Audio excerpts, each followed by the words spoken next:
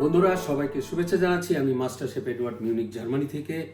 আমি আবারও আপনাদের সামনে হাজির হলাম নতুন একটা রেসিপি নিয়ে। খুব পপুলার একটা খাবার, আমি সেই খাবারটা আজকে তৈরি করব। এই খাবারের নাম হলো ফিশ অর্লি।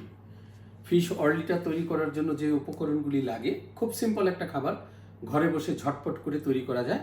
আমি এখানে নিয়েছি জার্মান একটা খুব পপুলার মাছ, এটাকে বলা হয় সাইডলিং। এটা হলো একটা বেটার ফ্রাই ফিশ।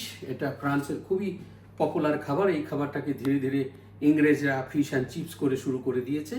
সেই খাবারটাই আজকে আমরা তুলে ধরবো। এখানে এটা হলো বেটার ফ্রাই ফিশ। বেটার তৈরি করার জন্য এখানে আমি ময়দা রেখেছি 350 গ্রাম, 3টা ডিম, হোয়াইট পেপার, বেকিং পাউডার, বিয়ার, দুধ, এইগুলি দিয়ে আমি একটা বেটার তৈরি করি।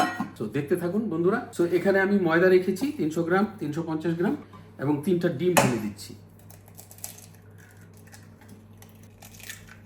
এখন এখানে ব্যবহার করব আমি দুধ। এটা 150 মিলিলিটার, যদি লাগে প্রয়োজন পড়ে আবারও ব্যবহার করব। এখন ব্ল্যাক পেপার, একটু গার্লিক পাউডার আর বেকিং পাউডার, যাতে ফিশটা ফুলে যায়। বেকিং পাউডার আমি ঢেলেছি 1 টিস্পুন। লবণের ব্যবহার হবে 1 টিস্পুন। এখন যেটা করব, আমি এটাকে উইস্ক দিয়ে এটাকে মিক্স করব। এটা একটু মিক্স হওয়ার পরেই আমি এর মধ্যে বিয়ার ঢেলে দেব।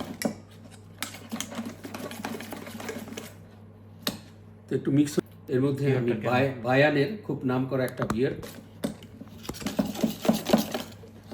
একেবারে ফার্স্ট। আমি এখানে যে ফিশ অর্লি আমি রান্না করছি সেটার সাথে আমি ব্যবহার করব ভেজেস পটেটো। তো বন্ধুরা, আমার এই ভেজেস পটেটো ঠিক এইভাবেই আমি আলুকে কেটে নিয়েছি। এটা আমি ব্যবহার করব। প্রথমে এটাকে আমি সিদ্ধ করব। সিদ্ধ করার পরে এটাকে ফ্রাই প্যানের মধ্যে সতে করে নেব সামান্য কিছু পেঁয়াজ দিয়ে। আমি মাছটাকে একটু সুন্দর করে কেটে নেব। মাছ আমি ঠিক এইভাবে কেটে নেব।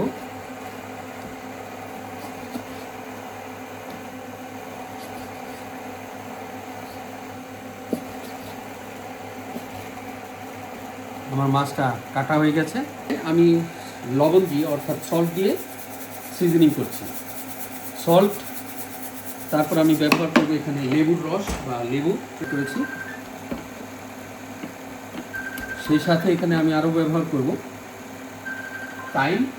বন্ধুরা দেখতেই পাচ্ছেন আমি ফ্রেশ থাইম রেখেছি। এটাকে জার্মান ভাষায় বলা হয় টুমিয়ান। সেটাও আমি একটু দিয়ে দিচ্ছি।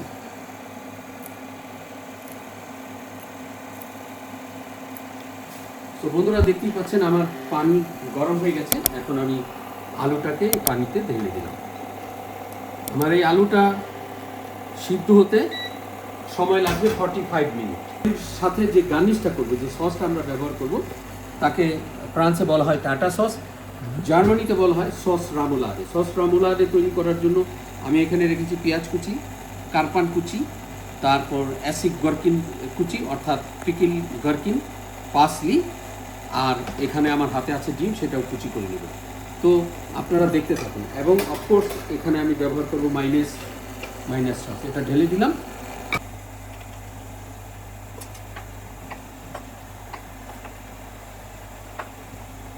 ঢেলে দিলাম। এখন যেটা করতে যাচ্ছি আমি, এর মধ্যে আমি ব্যবহার করব মাইনাস সস। এটা রেডিমেড নিয়েছি, নিজের তৈরি কেনা। এখানে ব্যবহার করছি লেবুর রস। তো এখন মিক্স করে নিচ্ছি।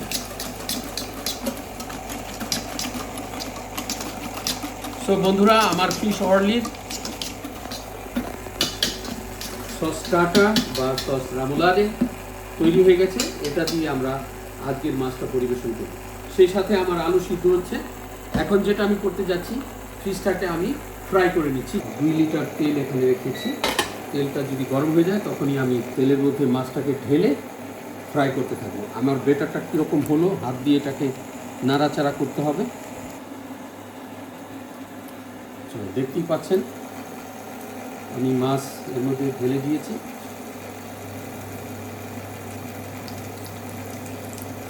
হয় বেটার ফ্রাই ফিশ।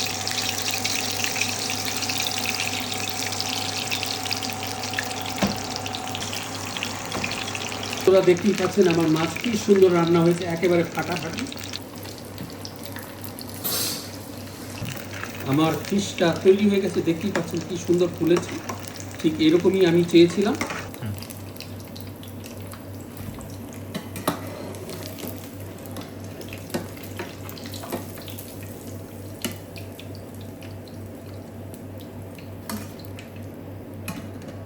তৈরি হয়ে গেছে। এটা সামান্য একটু কেটে আপনাদের দেখাবো মাছের ভিতরটা কেমন, অর্থাৎ ফিশের ভেতরটা কীরকম হতে হবে। দেখতেই পাচ্ছেন একটা ফিশ আমি কেটে দেখালাম যে কেমন হয়েছে। জানি আমরা একটু লবণও ঢেলে দিই। তো আমি এর মধ্যে ঢেলে দিলাম অনিয়ন অর্থাৎ টাইম। তো বন্ধুরা দেখতেই পাচ্ছেন আমার ভেজেস পটেটো কি সুন্দর গোল্ডেন কালার এসে গেছে। এখনই আমি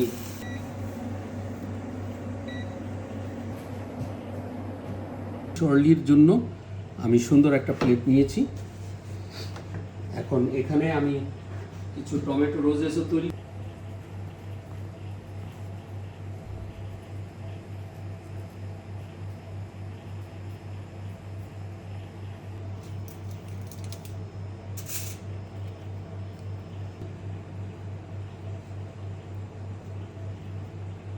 রোজটা তৈরি করছি। দেখতেই পাচ্ছেন আপনারা, এটা কঠিন কোনো কাজ না। শাক কত সুন্দর এবং ছোট্ট টমেটো রোজ।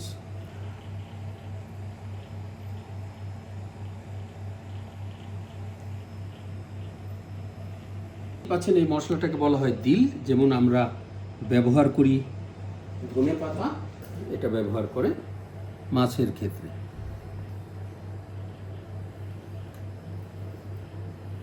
এটা খুব পপুলার একটা খাবার, খুব ঝটপট করে ঘরে তৈরি করা যায়। আবারও বন্ধুরা দেখা হবে নতুন কোনো রেসিপি নিয়ে। সেই পর্যন্ত সবাই ভালো থাকবেন এবং সুস্থ থাকবেন। আমি master chef Edward, Munich Germany থেকে বলছিলাম। ধন্যবাদ সবাইকে।